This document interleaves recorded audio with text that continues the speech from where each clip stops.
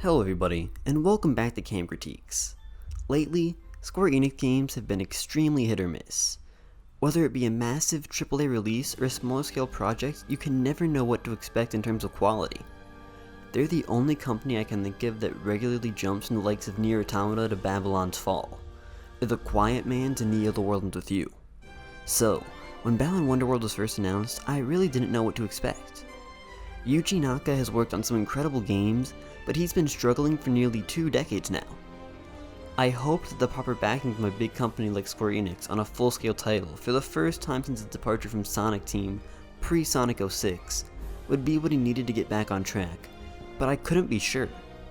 Naoto Oshima's art style is incredibly unique, and this game seemed to be using it better than any IP since Nights into Dreams, but that doesn't necessarily say anything about the overall quality of the game. With Square, a company that's put out 0 notable 3D platformers prior, and Arzest, primarily known for mediocre titles like Yoshi's New Island and Hey Pikmin, leading development of the project, I absolutely had my doubts. But as soon as I booted up the game, they all melted away. The 3D platformer genre may just be my absolute favorite, but with releases so rare and or so often mediocre, sometimes I start to doubt that. However, when a fantastic title like Super Mario Odyssey or Astro Bot Rescue Mission comes along, I fall in love all over again. And I'll absolutely be adding Balan Wonderworld to that list of games that remind me of what makes this genre so great. At the core of just about any great 3D platformer is its movement, its game feel, its physics. They can make or break a title in this genre. Ideally, controlling your character itself should be fun. Having a snappy, responsive character with a variety of abilities can make up for some other flaws as seen in titles like Super Mario Sunshine, just as lacking it can greatly drag a game down, as seen in the likes of the Crash Bandicoot Insane trilogy. Thankfully, Balan Wonderworld clearly understands this. Not only is controlling the character extremely tight and responsive, but it's also very simple to grasp. This game is controlled with just the stick and the jump button. However, that doesn't mean all you can do is jump. This game is one of the most robust movesets of any 3D platformer, despite its incredibly simplistic controls, thanks to its ingenious costume system. Throughout Balan Wonderworld, you collect costumes, each of which gives you a unique ability that's a ton of fun to control. You can have 3 on at a time, and can quickly change between those 3 at the press of a button. Every ability feels useful, every ability feels unique, and there are a whopping 80 of them. The amount of time and creativity required to create a system like this is absurd, and it's even more absurd that it was executed so well here. Some personal highlights for me are Box Fox, Gear Prince, and Key Mouse, though frankly, they're all great. So the character is fun to control, thanks to the game's tight physics and its extremely clever costume system. That alone is more than most 3D platformers can say. However, this would ultimately mean very little if the levels weren't well designed. If the maps themselves aren't fun to navigate, if they don't regularly offer a variety of obstacles worth tackling, then what's the point of doing anything but messing around in the hub world? Thankfully, this is yet another department in which Balan Wonderworld is absolutely not slacking. Even deep into its post-game, Balan Wonderworld is throwing new obstacles at you. Some of these level themes are so out there and so well executed. I don't want to give away too much, but look at this rail-based level, and this level all about shifting gravity. There are 12 full-scale chapters or worlds, more than Super Mario Odyssey by the way, and yet, even still, they're all packed to the brim with unbridled creativity. I've never seen obstacles like these in a game. I never knew I needed this, but now, I don't think I can ever go back. I'll never be able to look at a super polished, though comparatively lifeless game like Super Mario 3D World the same. The last major aspect of the gameplay is the combat, which is similarly incredible. With 80 different abilities for your playable character, it's not surprising that you have lots of options in combat. But what is surprising is the sheer amount of abilities that you have to cleverly utilize in different ways to take down the extremely wide variety of foes you'll face. Fighting one enemy is unlike fighting any other, though finding out the best way to take each one down is not only incredibly satisfying, it's also incredibly intuitive. Whenever the game subtly guided me to victory, like when the level design nudged me towards sliding into a line of goons going downhill as Box Fox, it was incredibly rewarding. The boss fights are similarly great. They're not as intuitive, but to make up for this, there are multiple unique ways of damaging each one by using different abilities. This helps to make them substantially more challenging, though similarly rewarding and not frustrating. Everything about the gameplay here is outstanding. Movement is snappy and packed with creativity and variety. Level design is exceptional, and combat is better than any I've seen in a platformer before.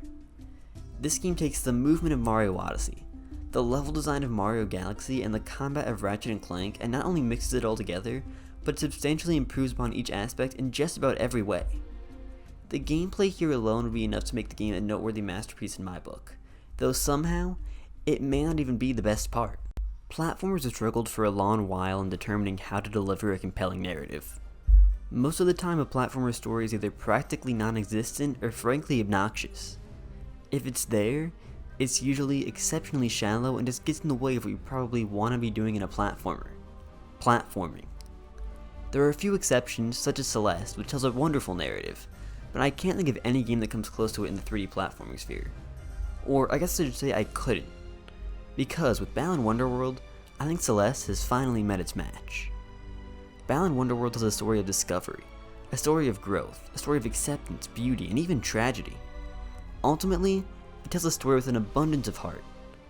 Its portrayal of the human experience and all of its highs and lows is unlike any other in gaming, and yet its method of storytelling is fairly minimal. There's little melodrama, little dialogue at all even. Though even still, my connections with Fiona and her dolphin, or Cass and her kitten for example, feel deeper, more real, more impactful than even the vast majority of those that drive my relationships in real life.